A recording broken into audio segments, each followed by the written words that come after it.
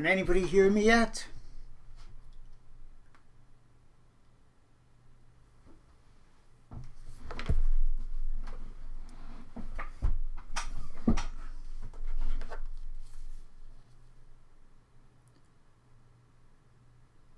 Great. I know there's usually about I think it's a 15-second delay or something like that on YouTube. Hang on.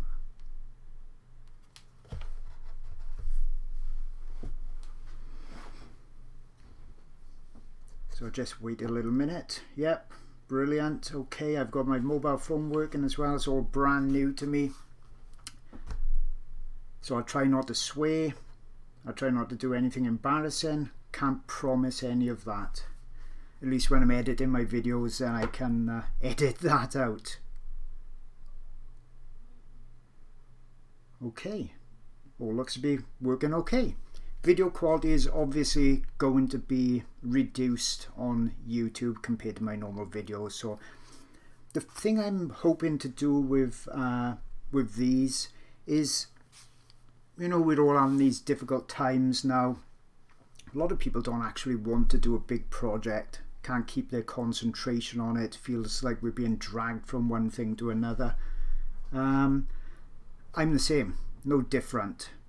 So what I'm going to do, and I'm hoping to do with these live streams, now I've got all these wires around me and kit everywhere, is to, you know, even if I just take 15 minutes a day, just to do these little, you know, little sketches. This is not exactly tiny, but just to pick up a pencil and to actually make a start. Because, you know, the thing with art and creating, and this is what I'm bringing out now in the next couple of days on Patreon as well, it's been proven scientifically that, you know, it really helps us stay grounded, to actually improve our mental health a massive amount. This is not just, you know, figuratively speaking, this is fact now. It's been proven, so anybody who wants to have the science behind it, we got that backing it up as well. I'm just going to do a bit of drawing as I'm talking. That's the plan. So that's the whole idea behind it, to give myself something to do as well, make it a bit more light-hearted, make it a bit more easy to follow and much more relaxed. Although it's not exactly relaxed for me when I'm actually got to talk as well at the same time, but that'll all come with experience, I'm sure. So that's the plan. And on Patreon soon, I said I was going to bring out a new kind of project, a new challenge. And that challenge, you know, it's really going to be to create something for 30 days in a row. We've done something similar before and it worked, and a lot of people did it, and they found they was surprised with how much they created when they put their mind to it. And it's something to do to get us a bit distracted from all this rubbish that's going on in the world right now, even if it's just for a few minutes a day. What I find is when I commit to start something,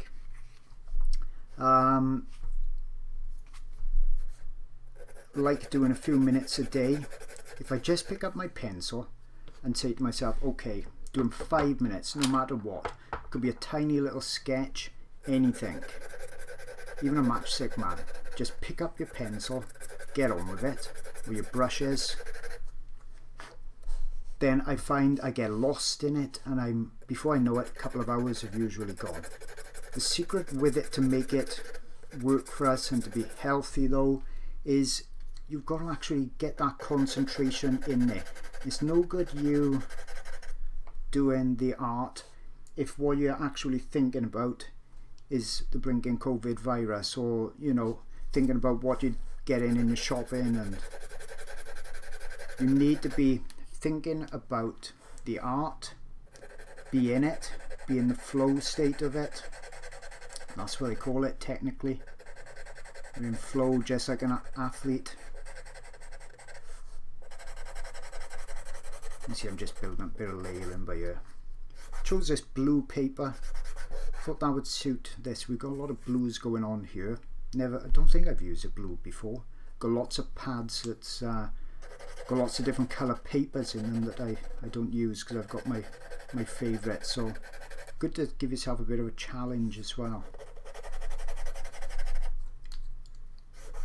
I'll take a look at my phone in a bit to see if anyone got questions, or because I can't see that, and look at this as well. So yes, I think it is anthracite. It's a dark blue. It's that bluey grey. So secret with pastels, don't put too many layers down straight away. Just doing an eye, just because it's something that I can do fairly easy-ish, so I'm going to be concentrating too much. Just working out the start where some highlights are going to be later on, just so I'm getting a few colours around. That's a nice vibrant orangey colour, but then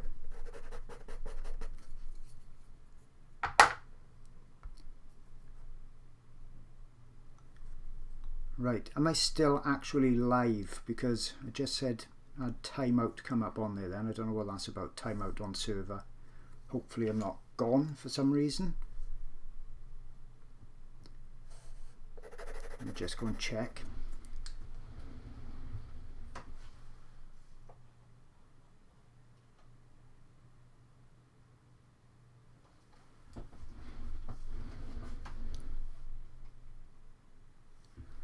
No, there's not just you talking on there, Louise. I can see all the others as well, scrolling up and down.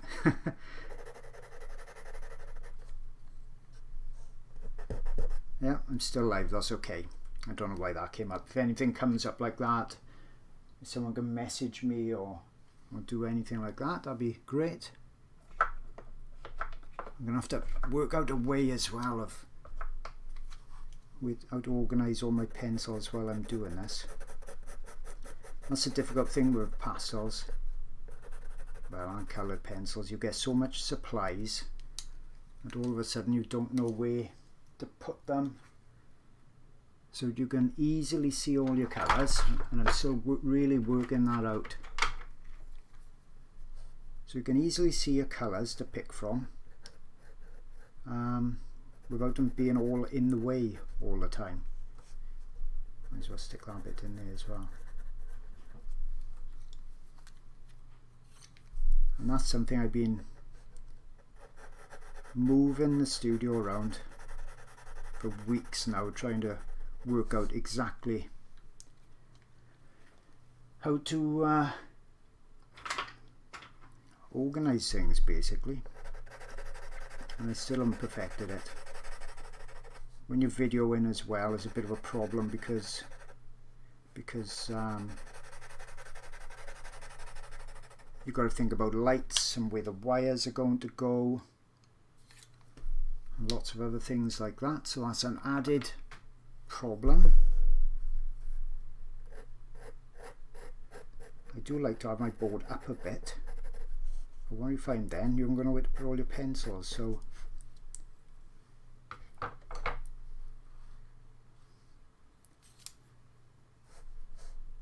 okay, so right, starting to get somewhere with that. Yeah, so I'm going to bring out that 30-day challenge for April, and we can all share with that what we're actually doing. And I'm going to put a calendar on there as well. And the idea behind having just a little page of a calendar that I've done in Word is to make yourself accountable. What they've found, the scientists, when they're studying why New Year's resolutions and things sometimes work and if they don't work, a good thing to have is something to make you a bit more accountable, like a calendar. And what you find is, once you've got a bit of a streak going, so say you've done 2 or 3 days in a row and you've got that streak going, you don't want to break the streak. So as silly as it sounds a bit childish, but we like to keep going, not break that streak, as I said.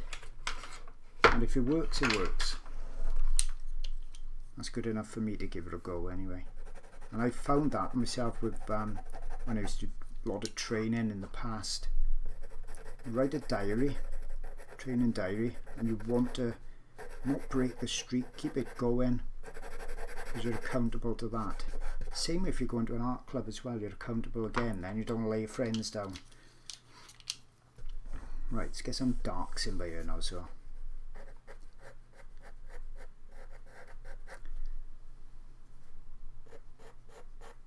it's a gelada monkey I photographed in the zoo, and their eyes are so expressive, so intelligent looking, and they've got these real human looking eyes. Right, the table I'm working on now is flat, simply because I don't want my pencils rolling around everywhere. But it's one of those drawing tables that, you know, technical drawing table. So I've got some little screws on the back so I can lift it up, put it down. I can use it completely vertically as well, which is cool. Costs a couple £100, but you know, really good investment. But that's what I've been doing lately, trying it up, trying it down, trying all these things with it to try and give me the best, well, to give you guys the best view, because I found the best view is when I've got my camera mounted on the ceiling right above. But the problem is then I got to work flat like this, and I find that when I'm working flat I get a bad back, even if I've got one of those you know, you can get a strap, looks like a lady's bra without the cups on the front for you to all know what it is and what it's like, and you put that on your back and it pulls your shoulders back, and they work really well. But you can't work for hours and hours with that type of thing. I find when I'm working upright, I'm not prone then to be hunched over so much. Saves the back a lot.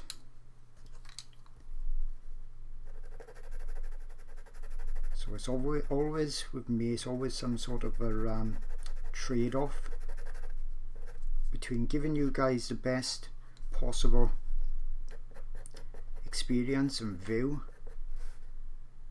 saving my back,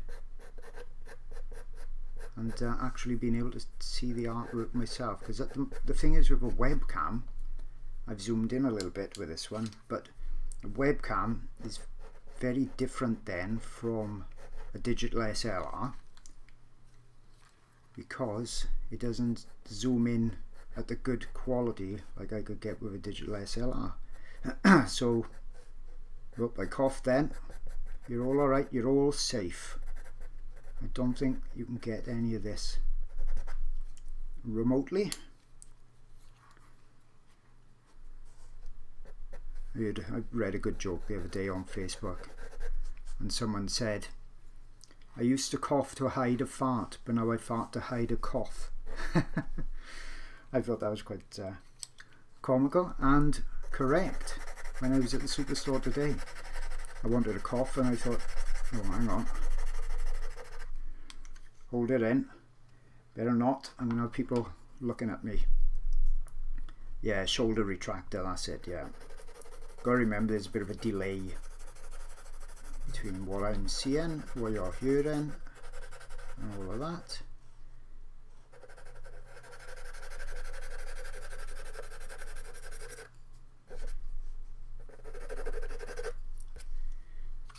Okay, let's look for a dark brown to go around here.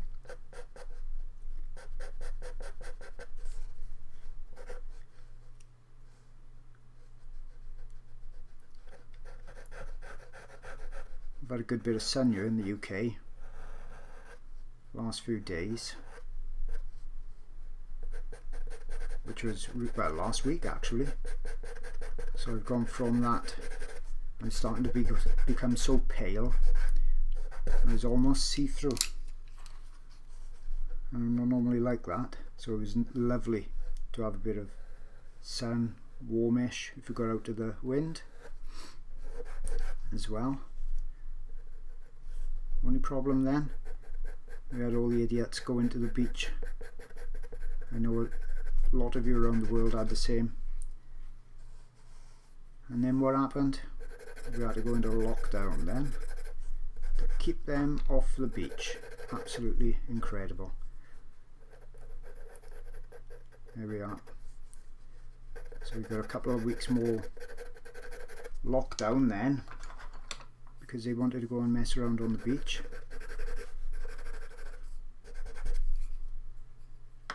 Old Boris Johnson didn't have much choice then. I squint a lot when I'm doing these early stages. Too much detail puts you off.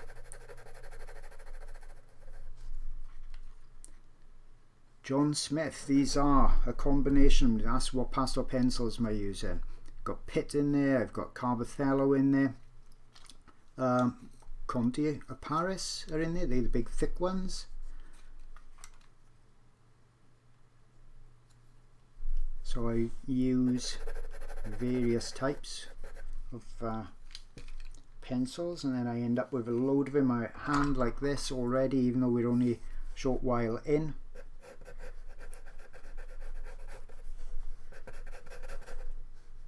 Maybe a bit more pink around by here, I think.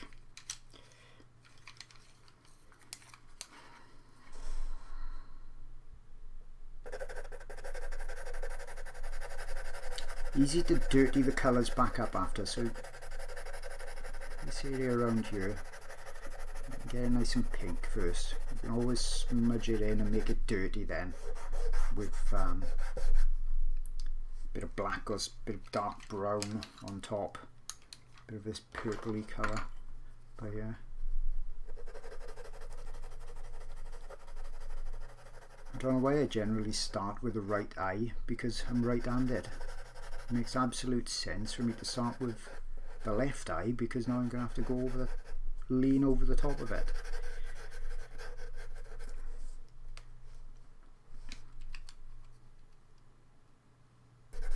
Right, question. Janelle, do you ever use the grid method to get your proportions right, or are you able through experience just to do it freehand? I got a video on YouTube that shows using the accuracy tool, which is a proportional divider. You can use that. Oh, I do use that sometimes. I've got a video on there as well, maybe the same one, showing how I use kind of like grid or freehand. You can do whatever you want. But you know what? Because I've got to do this professionally, more often than not, I've got to get this image down pretty quick. It's not always enough hours in the day to spend on a freehand drawing. It's not a cop-out. I can draw. I'm sure I've got a video on this somewhere, drawing, or definitely on Patreon, drawing something freehand, showing you how I kind of like do that. As I said, when you've got to do it professionally, a lot of other things come into the equation then. I haven't always got that tons of spare time, and you can make a mistake as well. I haven't really got the time for that. So almost all the drawings you'll see me do on Patreon, I will have traced specifically for that speed.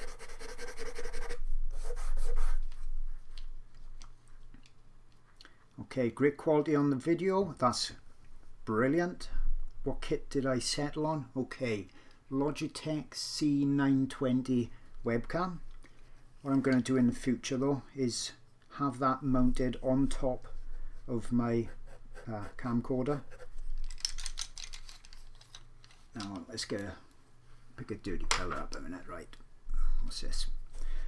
I'll stick that on top of my camcorder so that I can record it in high quality then for videos, and then you can see these, I say 15-minute videos, but you know me, I'll probably end up doing a lot more. You can see these then in slightly reduced quality because they're never going to compete with a digital SLR.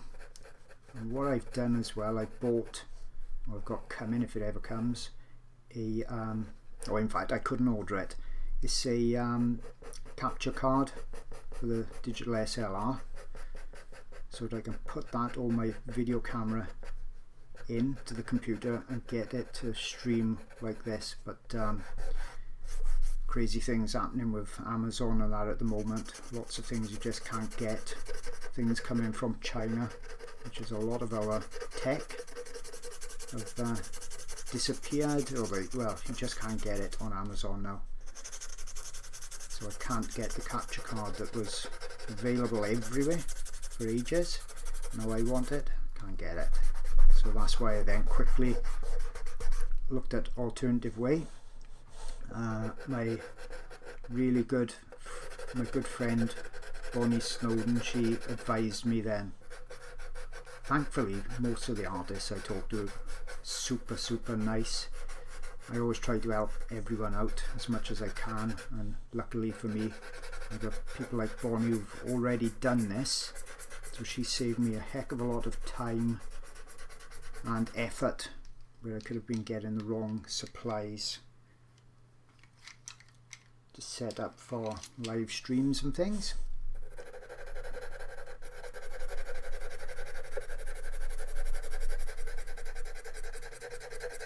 Microphone, I'm using a Snowball Blue mic, so that's on my desk in front of me. That's another reason why I'm working flat.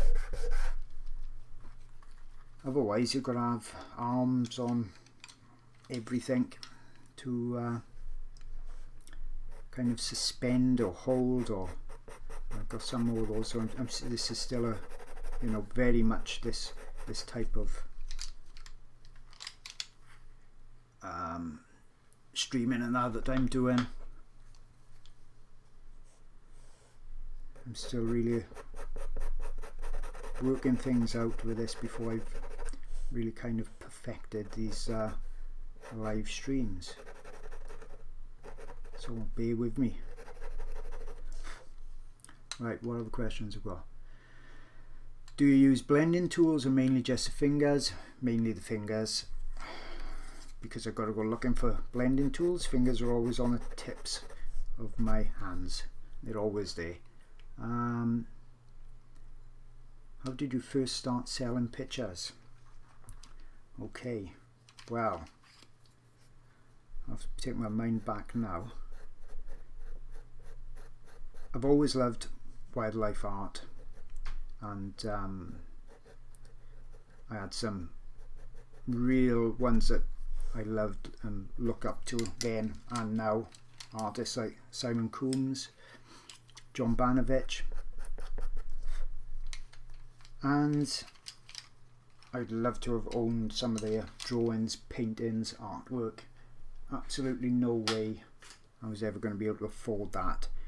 Around about the same time, old Bob Ross was doing his thing on TV, as I know lots of you started with watching his, and I got into the oils like that.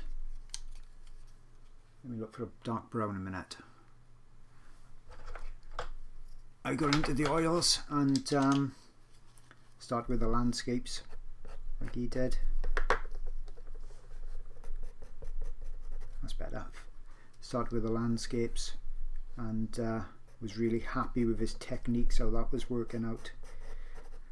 Got good enough that people were starting to ask me if certain things were for sale, and even back then, 20 years ago, I was teaching art, and the reason I started doing this teaching online was because I kept buying books, and the couple of videos that were out back then, and they were absolutely rubbish. They never ever showed you what you wanted to see, the last bits of details. It always jump right to, oh, and here's my finished piece of artwork. Well, bloody hell, that doesn't even look anything like it did the stage before. It's as if it jumped, as if somebody else had done it. I was so frustrated with that. I thought, oh, just got to try and teach myself. So over the years I built my own website, tried to teach myself from books and that did show little bits, and videos that did show little bits, and asking other artists as well. And luckily then I started to really sell a lot of artwork, to the point where I had to make a decision: give up my factory job and go for it, or where it was research and development, or stay in the factory forever and just never be able to spend that much time that I wanted to do on the art. Seems like a no-brainer to do that. Then you think, yeah, go for it, go for the art.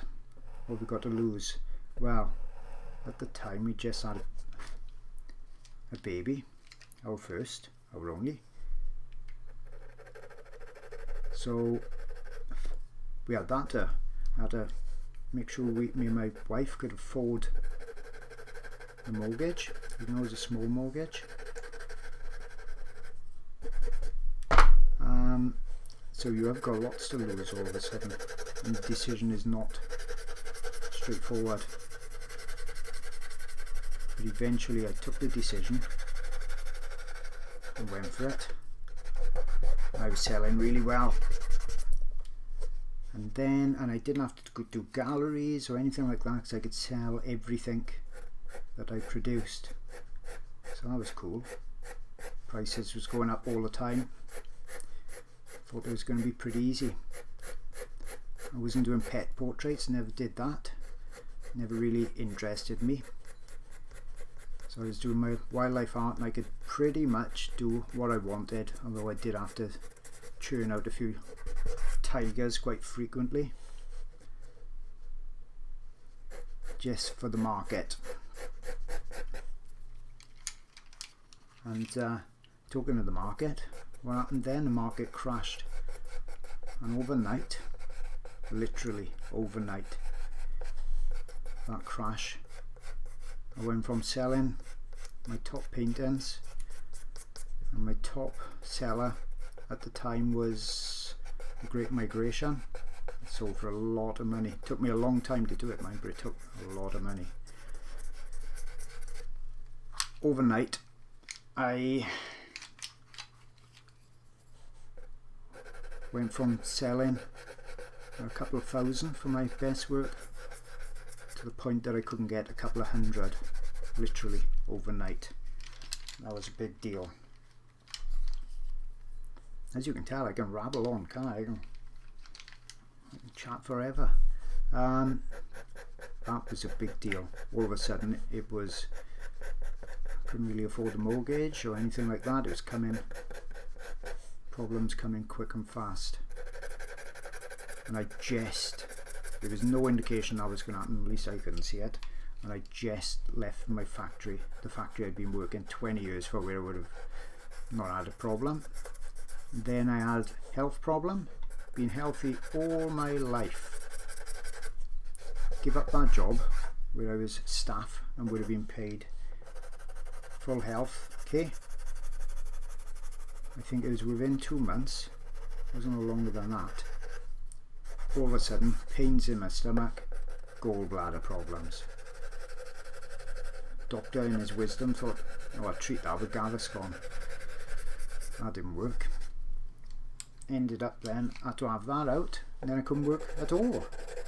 But fortunately, at the same, round about the same time, just darken this a bit.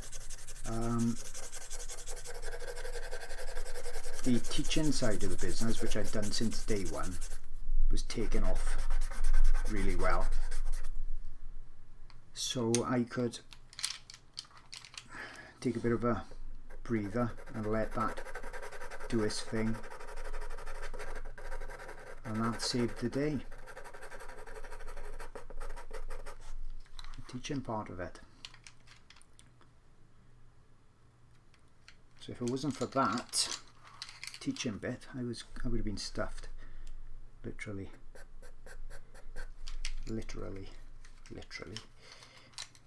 Expect me to make up a lot of different unusual words that you've never heard of while I'm drawing and talking at the same time. Not as easy as people think, so I'm finding out. Let's try and get some sort of a highlight going in by here. But yeah, I do so much talking I can't even remember what the question was. Hopefully I answered that question.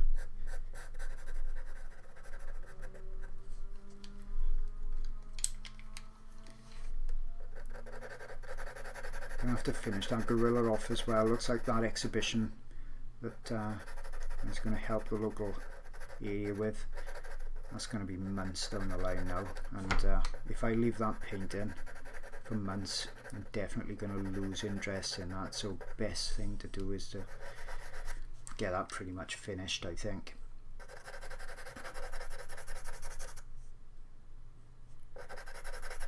So I could always do a bit of a live stream on that as well. That shouldn't be too difficult to set up. Right, that's coming along a bit now. As you can see, I've got a load of pencils in my hand. I'm even going to have to put a few down or get a bigger hand or something. I know you all do the same.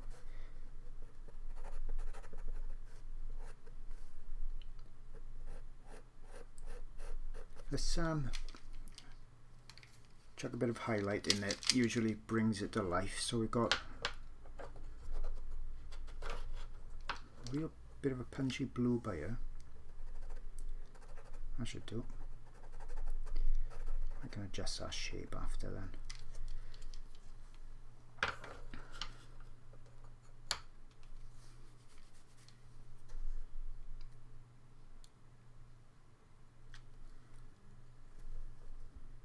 Just having a quick look at the questions mirror. Have I ever had an exhibition in a gallery? I'm trying to get 10 African pieces to go to a gallery with. Oh, here's another story coming up, everybody. Okay, so around where I live, the only thing that really sells, well, it's not even where I live in a tiny little village. Nothing sells here. The only thing that sells here is Strongbow cider and vaping sticks. But locally, what really sells is local scenes. So, you know, this area people wouldn't even be able to afford it. And like I say, it's local scenes, so there'll be landscapes that would sell. So when you're trying to sell things, you need to go and be where the money is, because things like recessions affects us. But as you know, and I'm holding my breath, doesn't affect the rich and the famous. They're the people that generally are going to be buying our more expensive work. So when I was doing okay and selling everything, I thought, I wonder if I could take some to the local gallery as well. Show them, just put a piece in. Nothing to lose for any of us, I thought at the time. So I went to the gallery. One of my favourite paintings, because I was only doing oils at the time. I haven't got a deep red like that, but the thing that's important there is the tonal part, so I get him in dark with that for now. So I took what I was really proud of to the gallery, and I said to the owner, any chance would you have a look at it, see if it's suitable? If not, for your gallery, no problem whatsoever. Got to try and remember what the initial question was a minute before I go off at a tangent. So she took me upstairs, massive table up there with other work. Said, right, let's have a look what you got. So I can't remember if it was a tiger or something like that, probably at the time, and I was proud of it. This is about 15 years ago. And no, where's that colour gone? Okay, I got it. So I unrolled the canvas, big canvas, there we are, and she looked at it and she said, oh, what exactly do you call that? I said, well, it's a tiger. Yeah, but was that realism, or what is it? What exactly do you call that? I said, well, yeah, it's realism. She said, oh, in disgust, she said, no, we haven't got a call for anything like that whatsoever. You're nothing at all. And walked off. And I tell you what, that hit me for a while, because back then I was quite new to a lot of this. That dented my confidence big time. And I thought, you cheeky bugger. You'll hear some Welsh terms come out as well. I thought, I'm not very old. You could have let me down, you know, a little bit easier than that perhaps. And saying that, bearing in mind it's going to take a good 50% commission anyway. And there are plenty of art on the walls, which I'd seen there numerous times, but obviously hadn't sold. And I thought, well, bloody hell. So that hit me so much. I never did a gallery, never contacted a gallery or anything again since then. I thought, no, if that's what it's like, I'm out straight away. Not everybody got the luxury of, you know, saying, no, I'm going to make my way some other way. Not everyone can be lucky enough, privileged to teach others. I was lucky.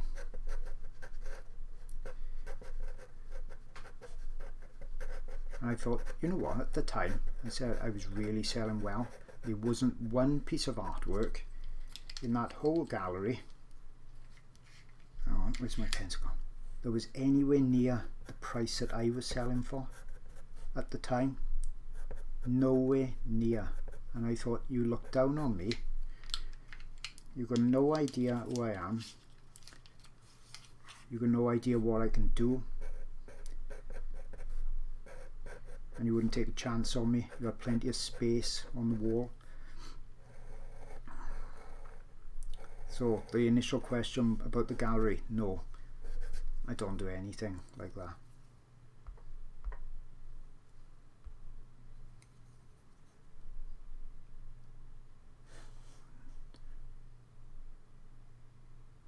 Will I be doing a live stream on oil painting as well? Yeah, not tonight though. But yeah, definite. I'll do the gorilla and get that going for you all. Do that as well.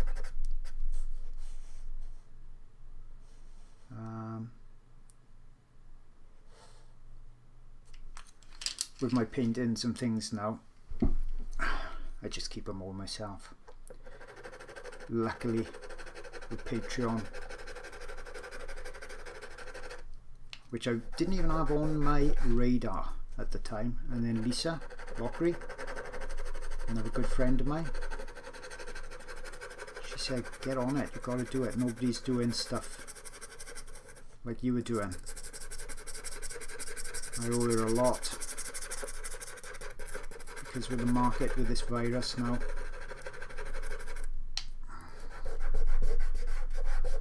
I'd be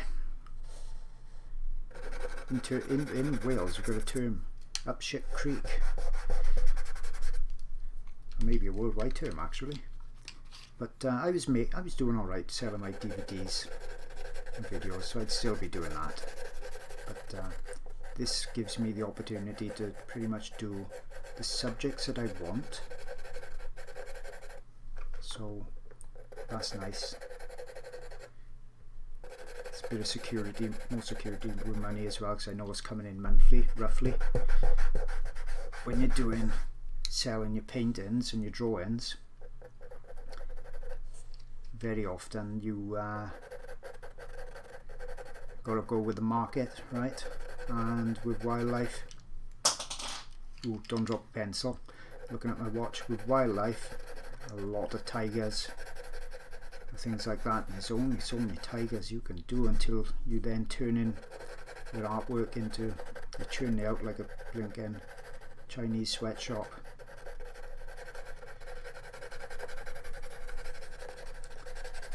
I did that for a little while on eBay. That was going well as well. I could sell absolutely everything I put on there, just quick works on eBay. And then those Chinese came in, spoilt the bloody lot for a load of artists by ripping people off, stealing my work, stealing lots of other people's works. The buyers couldn't tell then whether it was our legit stuff or whether it was the Chinese knocking it out, basically printing off our artwork and chucking a quick layer of acrylic or whatever on top. So those all stopped buying as well. Our market died.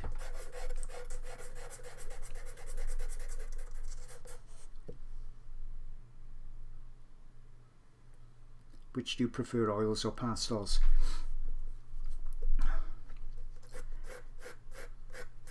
I'm thinking about that one a minute. Right, you know, got really good, let's look for a bit of a purpley colour a minute. What's that? Both of them, oh, pencils everywhere. Both of them, oils and pastels, have got their own real advantages. Keep that blue out because that looks like it's going to go well over there. You've got their pros and their cons, right? The pros for, I just saw then, yeah, Michaela Simmons. The problem I have is I'm running out of space. I'm running out of space and hands to hold all these pencils. I don't dare put them down so I lose them. The benefit for the oils is that you don't smudge after, and I can keep layering forever with it. I need more of a purpley colour right now. Now you can't do that with pastels, obviously we've got a limit on there. Plus then you've got that issue of the can smudge as well. So oils are much more resilient, really. So that's a huge advantage with oils. So if I'm doing something really big, something that needs a special effect, like when you've seen me do those Cape Buffalo in mist, really lends itself to oils big time.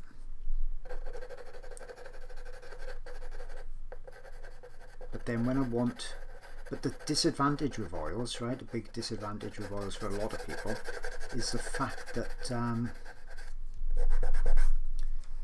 can't just pick them up and put them down easily. You've got to clean your brushes after, you've got to squirt all your tubes of paint out, clean the palette after. So it doesn't got the immediacy then of pastels, where I can just think I've got 10 minutes, grab a couple of pencils. So that's the big difference, but the techniques are so similar. I know I'm like rubbing in here and using pencils, but the way I'm layering and things, so similar. Lots of people don't seem to grasp that. It is. So that's why I keep both going, to be honest. They've both got their advantages, and you don't have to pick just one thing. You don't have to pick oils, or you don't have to pick pastels. You can pick it all. Go for all of it. Why not? Okay. Have we got any other ones to ask?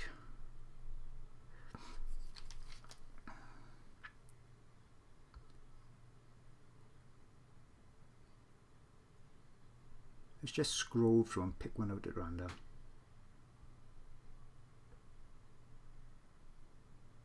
With so many blue colours, why start on a blue paper?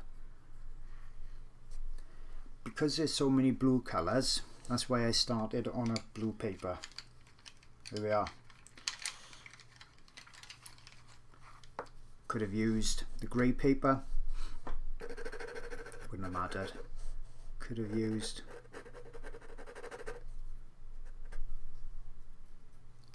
the sienna paper, wouldn't have made much difference. There's lots of blues on this side. Okay, so that's why I went with that. Let's try and lighten this up a bit. So if you look at a general, what your general colour is on the piece, I don't like it to be too close to it. So say I was doing a fox that had a lot of the sienna paper type of colour in it, I wouldn't have used the sienna paper because it's just too confusing then. It's too similar. This is not that similar. I've still got the lights and darks, and I wanted to try and use the paper up anyway. So that's the only real reason. There's nothing magical about why I use this paper. The thing is, the pastels are opaque enough to cover virtually everything. Yeah, so that's the advantage that we've got. Let's go for a bit of this lighter stuff up here.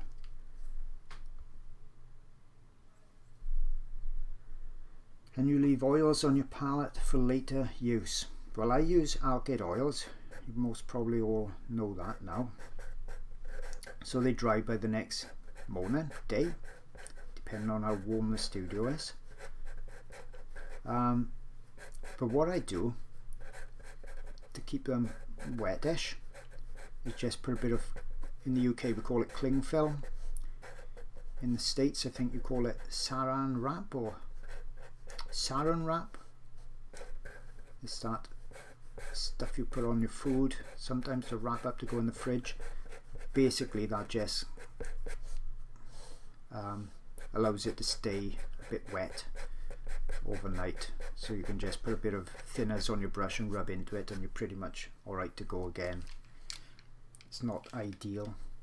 I don't put much paint out anyway, so I don't get much wastage on it, so it doesn't really make that much of a difference.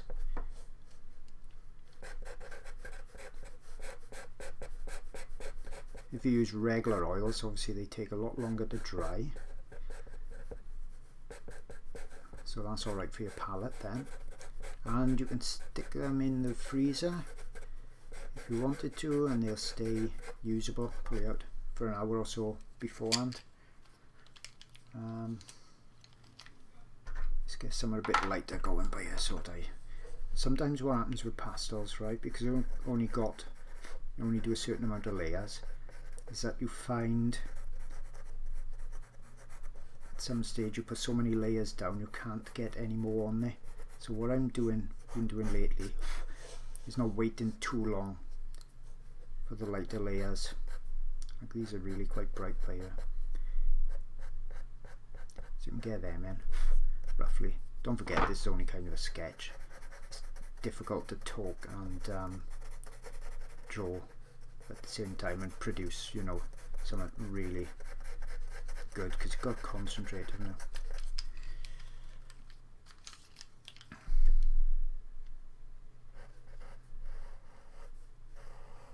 I'm thinking I'll do, you know, these sketches and just showing the techniques. It's never, for me, it's never about kind of like showing off this is what I can do. It's showing you kind of techniques that I've learned, I've picked up, which are sometimes good, sometimes you may not like them. And I think, well, you guys got, some of you may have a lot of time, especially now. You can spend as long as you want on whatever subject you want to do.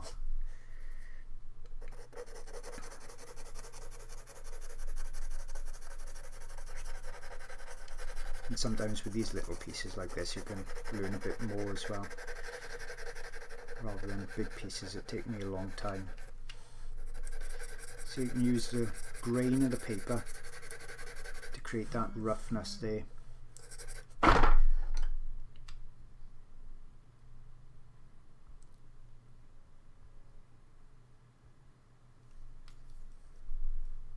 Does baby oil help to clean your brushes?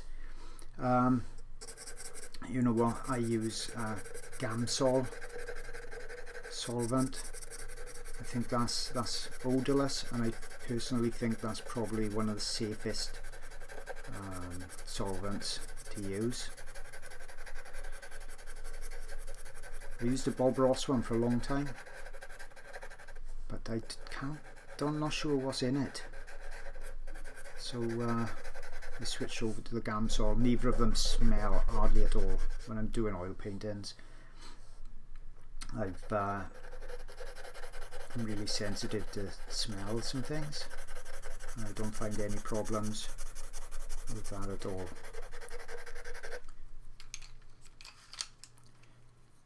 I'm carrying on.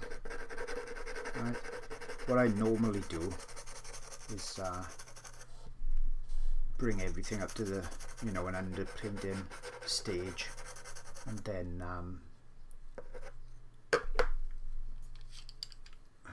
refine everything. But I thought, seeing as I'm doing like one of these live streams, you might as well see it get a bit more detailed. And then if anyone's interested next time, I'll carry on. What would you say was the hardest animal to draw? I tell you what the hardest animal to draw is with pastel, because it's the only one that beat me. I could have done it, I couldn't spend that much time, and that's a blinking hedgehog. I forget who asked me to do one now, and I put it off because I thought, oh, this is going to take a long time. There's no quick way. You cannot do the overlaying to produce those sharp detailed spines. So you've got to kind of work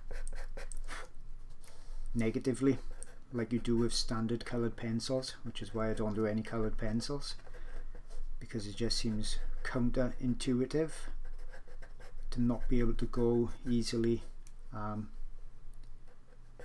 dark to light. So I did it. I did the head, I did the spines around, but it was nowhere near as good as I wanted to do it. So that was one. I'm pretty sure I chucked that in the bin, unless it's sitting somewhere in a dark, dingy corner in the studio. But that's one that, you know what, if you want to get it really detailed, you got to prepare to spend a hell of a lot of time doing that. It's way too much time than I could spend for a demo. I could easily have done my elephant baby demo in the time it took me to do the head and half the body, and then give up on the hedgehog. I don't like doing that negative type of work at all. Right, I'm looking for some sort of purpley colours. Or in fact, let's put a bit more of this blue by here.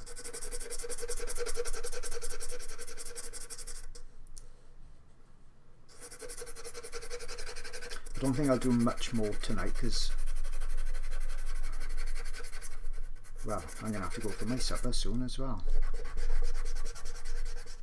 If anybody got any questions, shoot them off now, and I'll try and, because my phone's going to die at some point because that's going to run out of battery. I'm sure I started to answer some questions, went off at a tangent and totally missed the actual, that's my watch buzzing, it's saying it's time to move, it's checking to see if I've died or not. I'm alright, don't you worry. Don't worry.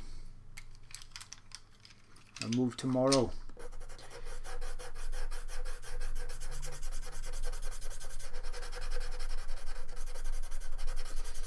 Scott, elephants and monstrous adventures, they are. But you had gone over the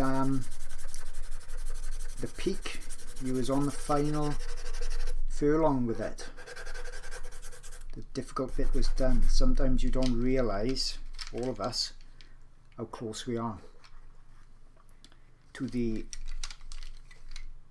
when that it really jumps forward, you know. Sometimes you seem to be doing underwork for ages and ages, and then all of a sudden it's like, wow, finished. Didn't see that coming. So you've got to keep ploughing through and don't take too much time off with them, because that's the times that I've found I've failed to finish, when I've left too long. And that's what I'm afraid of with the gorilla. You leave too long and all of a sudden you lose the inspiration, and if you've got something big that you're working on, like the elephant, it'd be difficult to come back from without the grasp to get the inspiration again.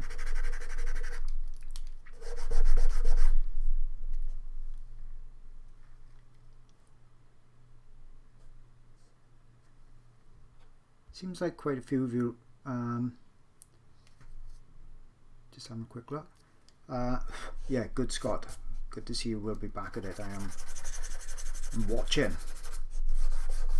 I think a few of you have liked this first one. I hope the video quality has been okay.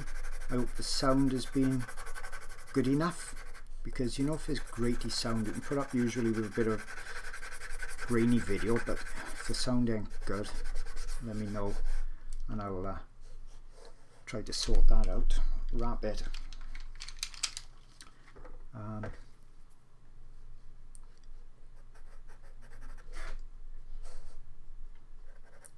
Gotta fiddle with that to get that right.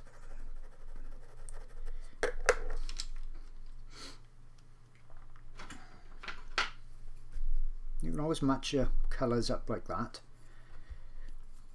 You know, that's pretty close. It's not always, you don't always get exactly what you see, but it's not generally that far off.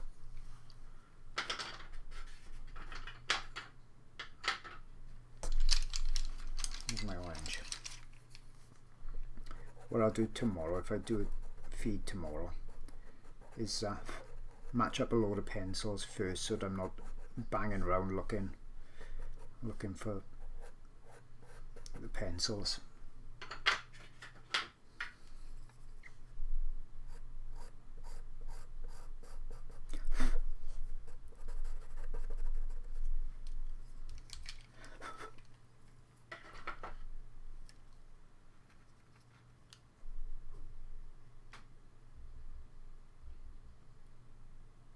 Sound quality is okay, great, cool. That's what I wanted to hear.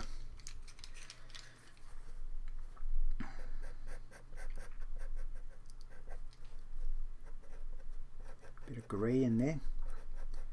See, the thing that, like I say, this is a sketch, but the thing that makes the difference between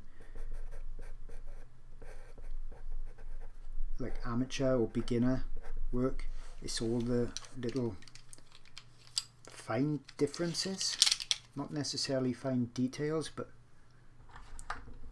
subtle changes in colour, subtle changes in tones. You can really, you know, spend a lot of time doing all that and looking at those. Don't punish yourself if you can't see it all yet. You've got to make those connections in your brain. It's like riding a bike. Seriously. I can't force you, and you can't force yourself to be able to see things that your brain hasn't got the experience to find yet. As you do it more and more, you get quicker and you can see differences more easily.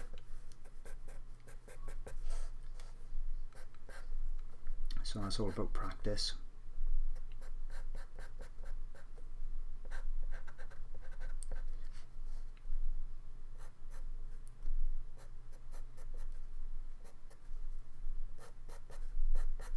Put final details on those areas at a bit of a later stage.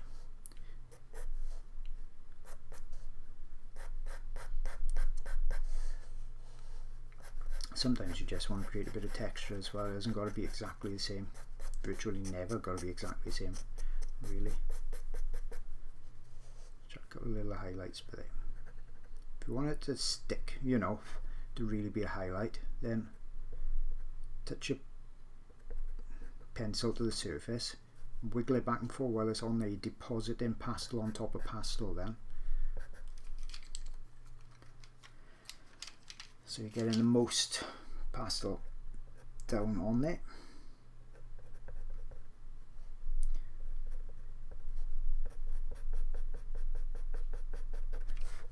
And you have another quick little look. Just put this by here a minute, and then I'll have another last look at the possible questions or anything.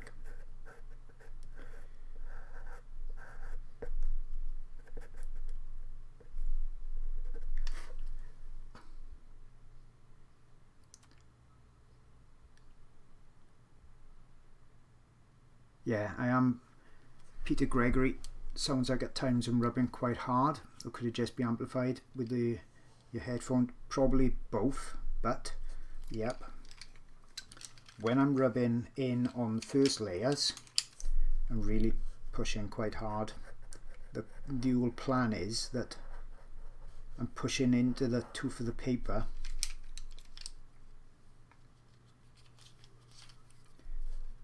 pushing that pastel down into it to get it right down in, so that I can then put more layers on top. So yeah, I push, you know, quite firmly. This pastel mat paper is so resilient that you can really abuse it basically, and like I do with my brushes, I really push hard and scrub, and the tool and the pastel mat paper will allow that. A lot of other papers will not allow it, and some of the sandpapers, the trouble with them is when you push really hard into them, you take the first couple of layers of skin off your fingers, literally. So it's a fine line with good papers, that they are textured enough so that they'll take layers of pastel, but they're not so textured that they take layers of skin, because pastel mat will take a bit of layer of skin, mind, if you keep going with it. And what I found when I was doing really my big drawings, I was rubbing with my middle finger or my index finger a lot like on the elephant one, and when I was going over the gym we got a fingerprint scanner to get in, and every time it was showing up an error. Every time they had to buzz me in. I thought, what the hell is wrong with this? My boy would get in, no problem. I try, beep, no, name, oh god. Again? You know I am, I'm the same one who couldn't get in yesterday. And then it clicked. I thought, hang on. Let's have a look at my finger. I had virtually no fingerprint on the fingers. So what I did then, I asked him if he'd scan my finger again. I chose my left hand as well, and since then I haven't had any problems. So basically, if you haven't got no fingerprints on your finger, you're probably either a pastel artist or a burglar.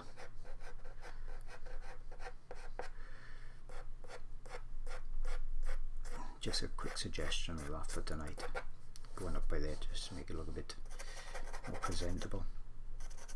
This is a Caran d'Ache pencil.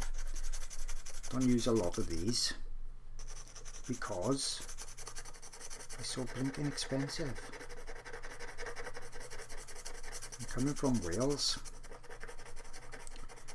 I'm a bit tight with the money sometimes, and I was finding sometimes if you use, it's going to be a bit lighter there, if you use materials that are so expensive, and a Caran d'Ache pencil in the UK is around about £3 something, I think. I say I don't know because I don't buy many of them. I'm reluctant to use it, so that kind of defeats the purpose.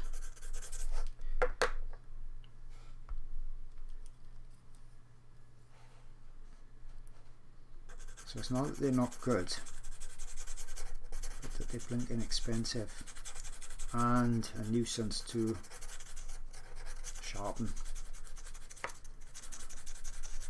That's a big bugbear of mine.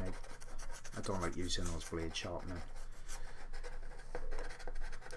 If I wanted to spend a lot of time doing stuff like that, I'd just still be doing my cleaning of my brushes with the oil paintings. I want something I can just pick up quick, go, do it. Looks a bit like a Yeti, really, I think this does.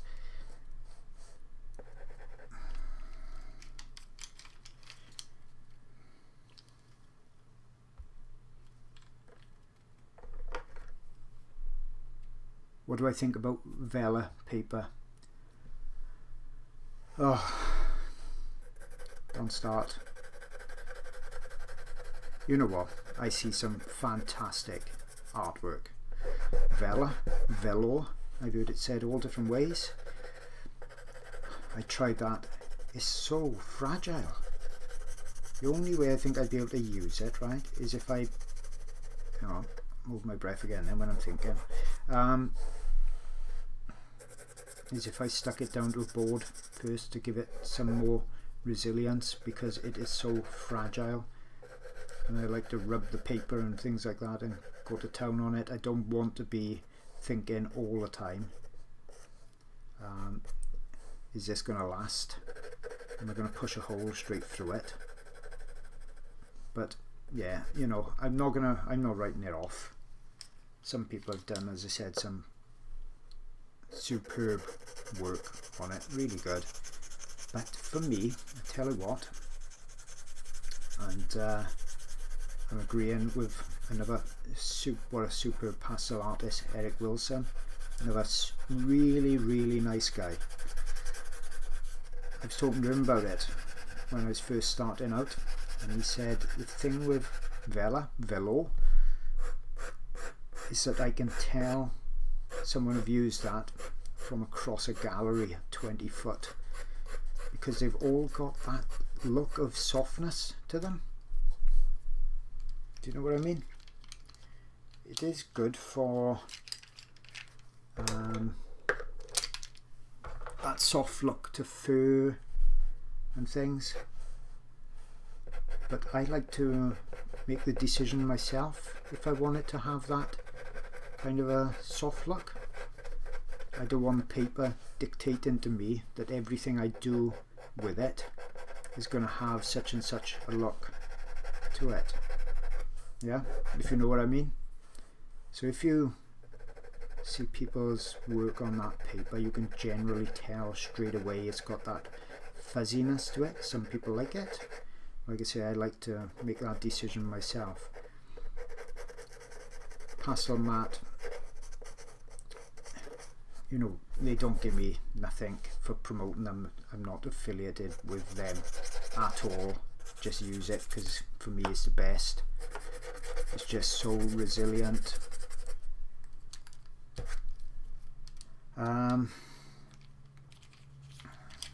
So yeah, I think I answered that one. Just my opinion, always. Take it or leave it. Because I'm not saying that I'm right ever. Just an opinion. I think we'll up that blue on the highlight a minute. Probably give it a bit more of a glassy look.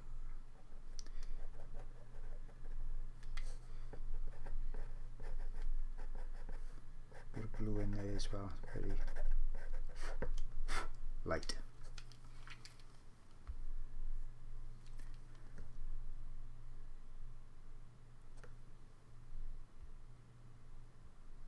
I think we peaked at, I got a little guy on my phone with 133, so I wonder if that's how many people was here. I'm going to have to learn how to. Here's a quick one. Is there any trick on how to see subtle colours? Well, yeah. I keep showing it frequently.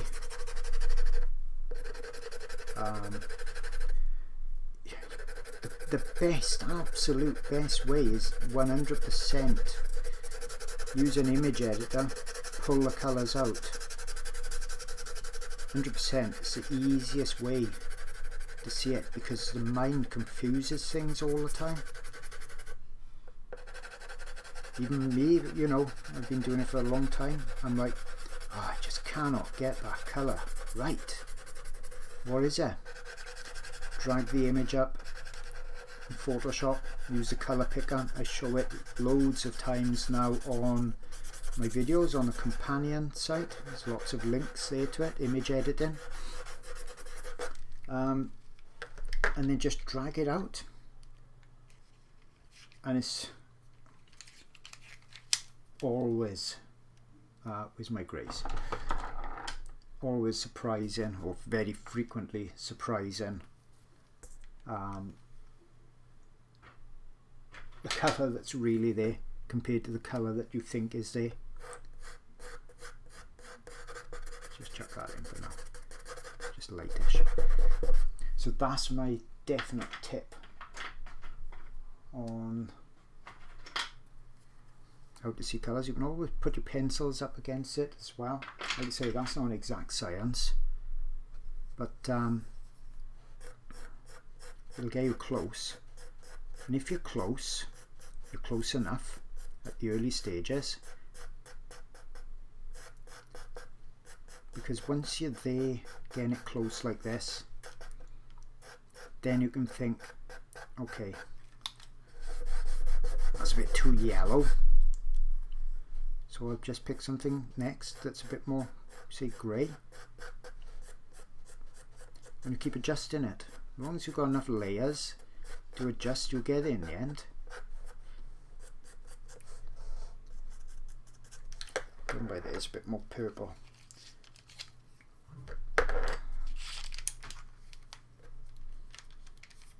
Yeah.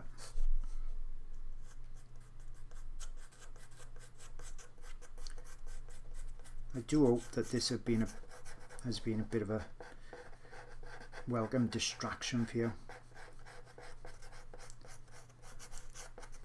You know, at this time now, I'm just my opinion. Do I always work on part of, say, the face? It says Janelle, finish it, then move on to the other side? No. I'm just doing this specifically just to make it look a bit more finished for this live stream. What I normally do, as you'll see in most of my videos, is do an underlayer, and then I will do that pretty much over all of it. Then I'll bring that to more of a level of completion, and then I'll come back and start detailing, you know. So I work in layers just like I would with oils, and I don't normally just do one area like I'm doing here and kind of finish it. And like I said, I don't know why the heck I started on the left eye. It's because it's the more showy one, I expect, whereas being right-handed I should have started on the left eye, not the right eye, so that I'm not rubbing on it later on. Would have made it a lot easier if I'd used my brain. But I tell you what's funny, I did this on the leopard eye tutorial, one of my first ever pastels. In fact, it was my first ever pastel. Turned out pretty good. And I did the right eye, and I told everybody on the video, look, if you're right-handed, do not copy what I'm doing. I done it wrong. You should do the left eye first if you're right-handed, so you're not rubbing on it. I swear nobody could have heard me say that. I'm sure I said it on there, because everyone was showing that their work, that they thought, they said they loved the demo, and they was all doing just the right eye. I made a mistake. You should do the left eye.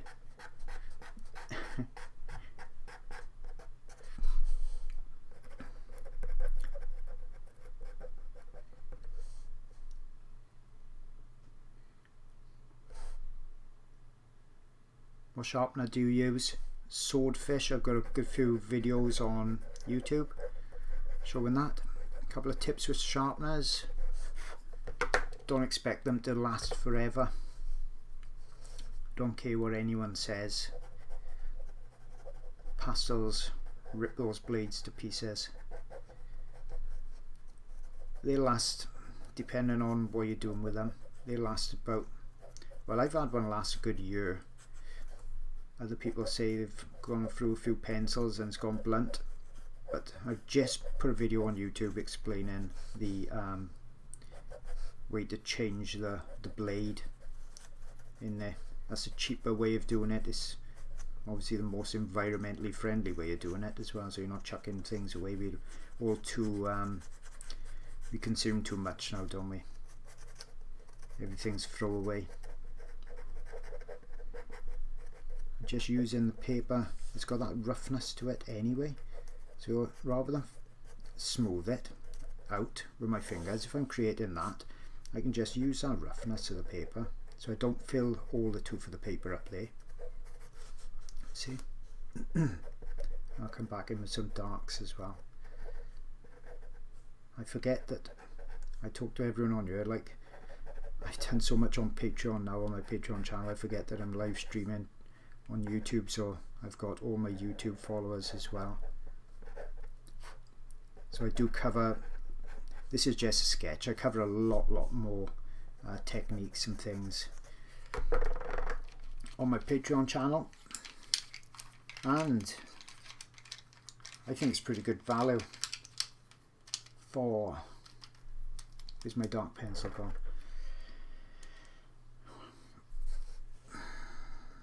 For around about $1 a week.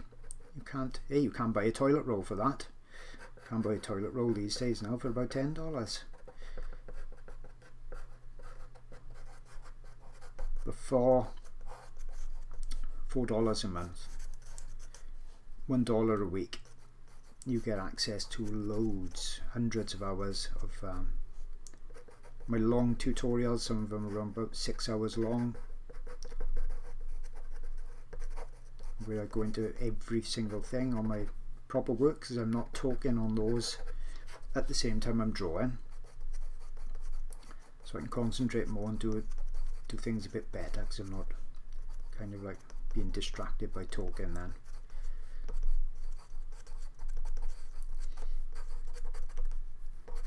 One thing I would say, try and do some artwork every day. Keep an eye on your breathing as well.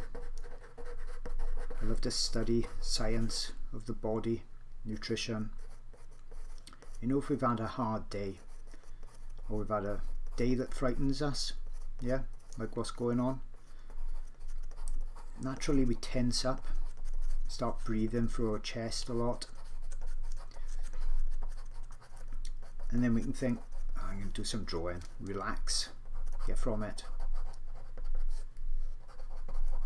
And you know what, you sit down, you're all tensed up, right, and you bring that tension into your drawing. You spend 2 hours drawing and you finish and you think, I'm wiped out, I don't feel any more relaxed. That's because all you've done is continued with your tension in your drawing and your painting. So you know, before you start with your artwork, do yourself a favour, right? Breathe in through your nose, hold it a little second, breathe out through your mouth, relax your belly. You know how to relax, but it's not our default anymore. Try and relax your belly, let it go, you know. This will be your time to create, not to worry what's happening in the world. You can do that after. I'm not saying stop it completely, it's impossible. Thoughts come, thoughts go. But when it's your time to create, that's your time, your time. Once you then do that breath for a few goes and relax, then start your artwork. Don't stop and go looking at your social media. Promise yourself, you make a deal with yourself, you don't look at any of that stuff till later. Nothing's going away, you're not missing anything. You don't need to check the news every 5 minutes. The news wants you. Remember now, the whole idea of the news, right, is to get you feeling away inside of you, so you keep coming back to it. That's the news's job, to make you want to keep coming back all the time. You don't need to be governed by it. There's nothing new going to happen over a couple hours usually that can't wait. So relax your belly, start your artwork, and then crack on with it. Set a little timer or something on your phone. 5 minutes, 10 minutes, 15 minutes, whatever. Make it ping. Loads of apps around it will do that. And when it pings, on that instant, think about what you're doing with your breathing, what you're doing with your belly. Have you gone back into default tense up mode? Yeah? Or are you still relaxed? If you've gone back up into tense up mode, right? Don't tell yourself off. It happens to all of us. Breathe in through your nose again. Breathe out through your mouth. It took me a long time, I'm still practicing it, because we tense up as well when we're drawing and painting and things. Once you're relaxed again, start again. If you do it often enough, the habit will be to have a soft belly and relax when you're drawing and painting. That's what you want.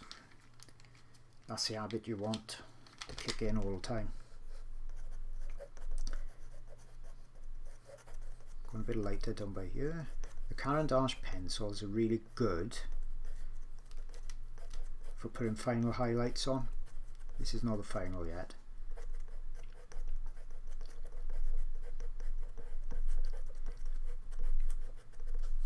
Because it's softer, it sits on the surface easy.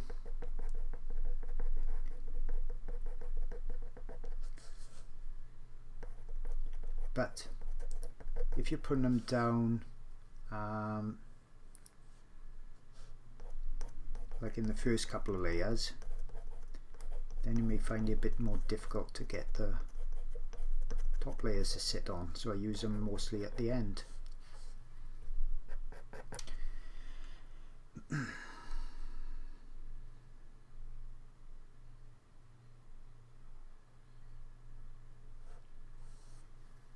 Thank you, David, for that lovely comment saying you enjoy my lessons. And just, you know what,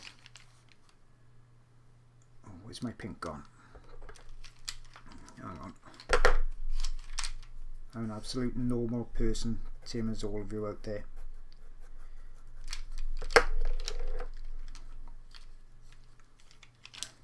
I got a couple, probably got a couple more years experience than a few.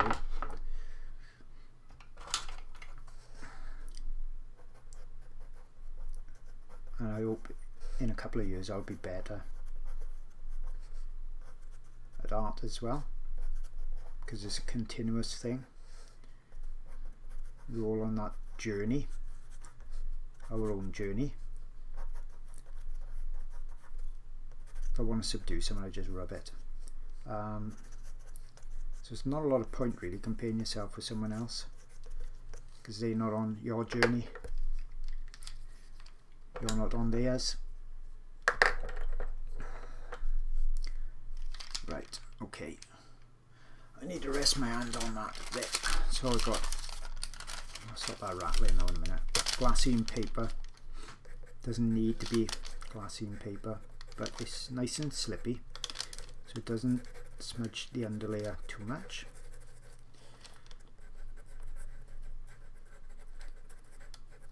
You see now why I should have started with the other eye. What a silly mistake. Done it twice. Incredible.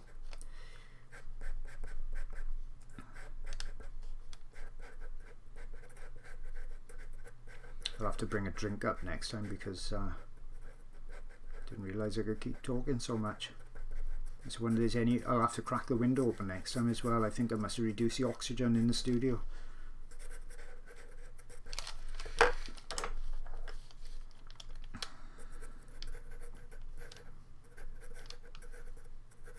Good thing with pastels, right, when you go from light to dark, dark to light, that's the big deal for me. And when I started, I got the wrong paper when I started. Probably 10 years ago, I just got the paper. They'd all blinking suggest that ingres is spelt paper. I thought, yes, I got that. I got a set of pastel pencils. I thought, I'm set, here we go. I've been doing oils for years. Let me chuck a couple of pencils down. I thought this shouldn't be too difficult. I like details some people get in with their pastels. It would not work. I couldn't get it to do anything. That was not many times I give up with art. But I tell you what, I tried that for about a day, and I could not get the top layers to stick on top like they should do. Because if I've got to use pastels, like I've got to use coloured pencils, right? Hang on, I just saw something there. It should be a lot pinker. If I've got to use pastels, like I've got to use coloured pencils in a standard way, and that means reserving the highlight, drawing negatively. Well, if I got to do that, I'm just going to use coloured pencils. What's the actual point of using pastels at all? Because at least with coloured pencils you can sharpen them to a pinhead if you want to. They don't snap if you sharpen them too much. So once I found that the paper, just warming that area up a bit, wouldn't allow me to put layers on, and it had this funny texture to it, a man-made texture to it as well, which didn't lend to things looking detailed. I thought, what's the point? I'm wasting my time. So at that point then I stopped doing pastels for probably 10 years, after that little 2-day go. And it was only after another fantastic art friend said to me, why don't you try pastels? And I said, they're not for me. And she said, you should be really good at it, they suit your style. What was wrong? Why couldn't you get it to work? And I said, it wouldn't do this and it wouldn't do that. And she said, well, what was you using? And I said, no wonder. Get this paper. The pencils are not critical, they're not the magical part. And have another go. And as soon as I got that paper, then that was it. Straight away, that I tried a little tiny bit. There's a tester on a piece of the paper. And I thought, that's working, superb. And then I did the leopard eyes straight away. And I was completely sold on it. Just because it works so much like pastels, oils.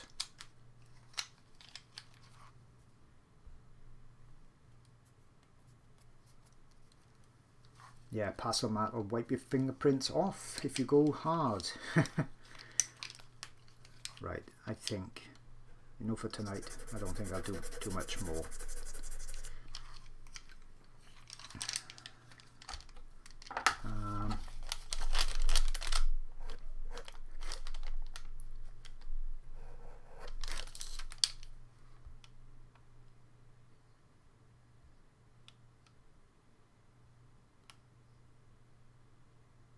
Yeah, the left-handed people appreciate I started on the right. Okay. That's cool. Yeah, a couple of saying about the news as well. Yeah, it's, don't watch it so much. Obviously let's have a little couple of minutes on that virus thing, because lots of people are worried big time. Don't forget, a lot of this news, they skew the figures. I'm not downplaying it in the slightest, but when they do charts, they mess around with the figures and show it in a way that shows exactly what they want to show and not the true things. Because I've been research and developing, I was doing that for 20 years, I know how to do scientific charts, okay? And when I was doing those for my boss, I was never making the X and Y axis, the up and downs, jump like they do. So rather than go from, say, showing for instance, let's say ages on the bottom, where they're going to group it and show you who got what, right? So rather than going up in 5s, 10s, so you've got age 10, 20, 30, 40, 50, okay, so that's the proper way to do it, because it shows it in proportion. What they'll do instead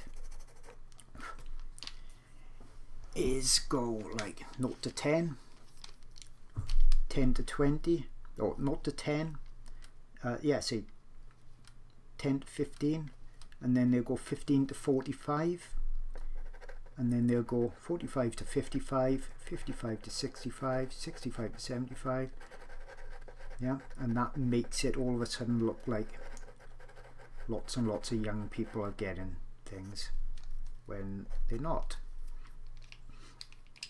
So all I'm saying is just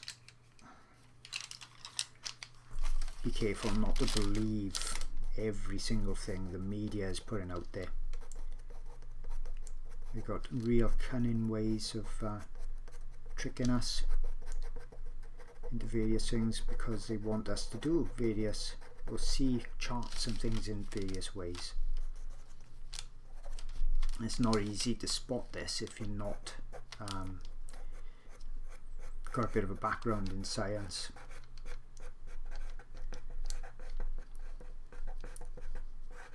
So if something's out of our control, what we can do is control ourselves and how we react. That's the only thing we can control.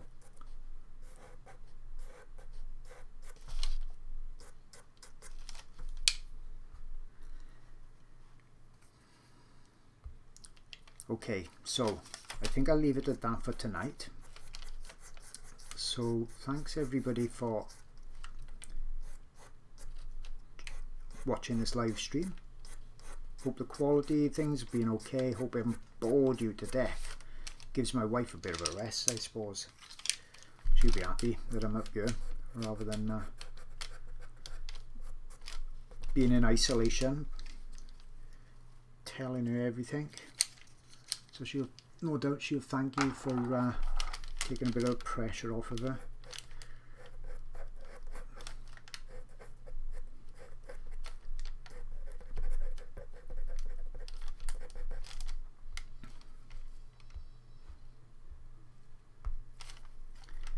Okay, so I think over the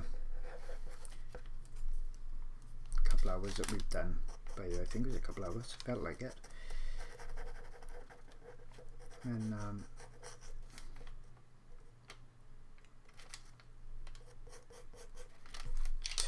tomorrow or the day after I'll do a bit more.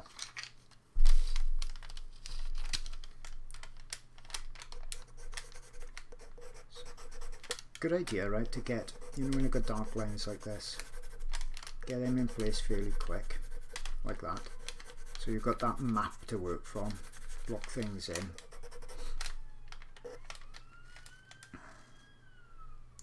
Because sometimes you can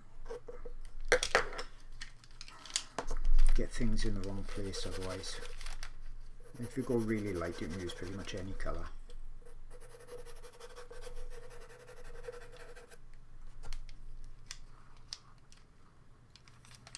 So when I come back next time, get all your questions ready. I'll answer everything as honestly and as I do.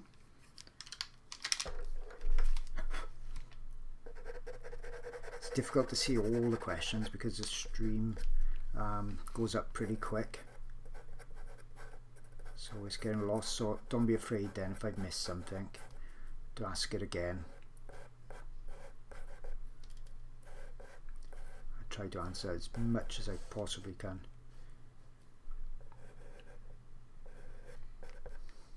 I may even try and get a, no, I was going to say I may even get a webcam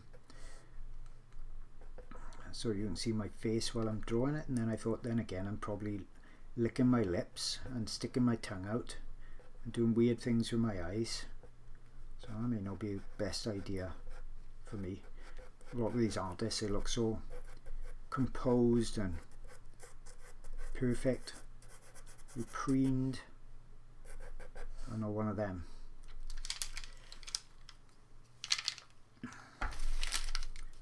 Got a little bits of highlight here just to boost that up before I go.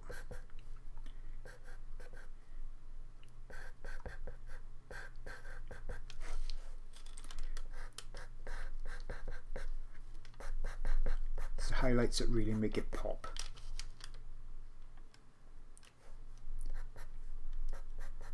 Pretty sure the this live stream will actually just stay on YouTube now for anybody who've missed it or had to go and do supper or various bits and bobs, getting on with daily life.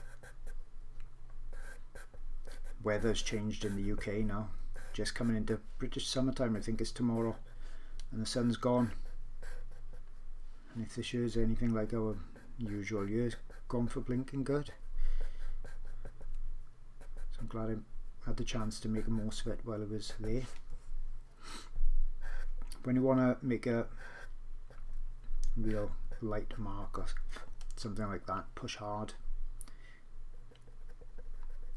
If you want to make just a texture like that, push a bit softer, a bit gentler.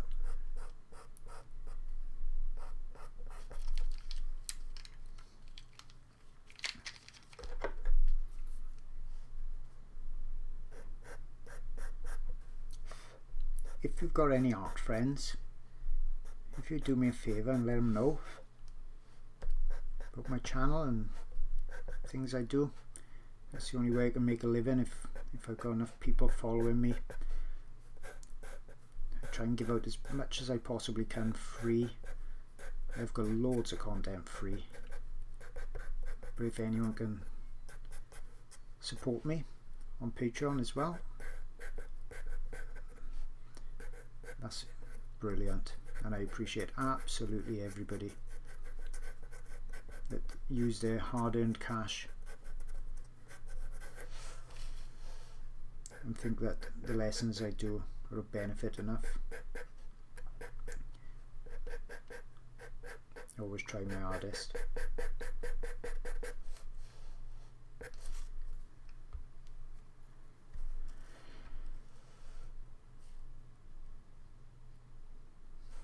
Yeah, I know you do, Sheila. Thank you very, very much for recommending me to as many as possible. The Patreon members, they do so much to help me reach a wider audience, because like on social media, most groups and things I'm not allowed to mention. My Patreon channel, I'm not allowed to advertise, which is fair enough because everybody advertises then. And then the groups are just full of adverts, spoils it for everybody. It's a shame because I can't get the message out sometimes. I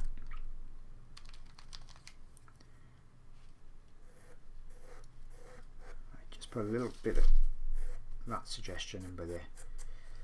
Just make a little bit normal. A couple of dark lines coming down in.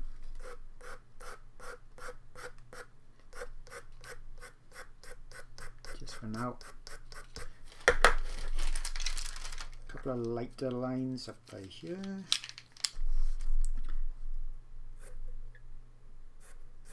Refine this tomorrow or day after.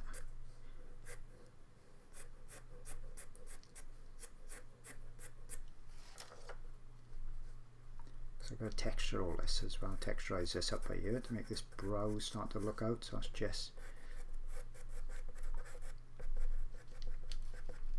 just beginnings. And this ball got to go a bit lighter down here too.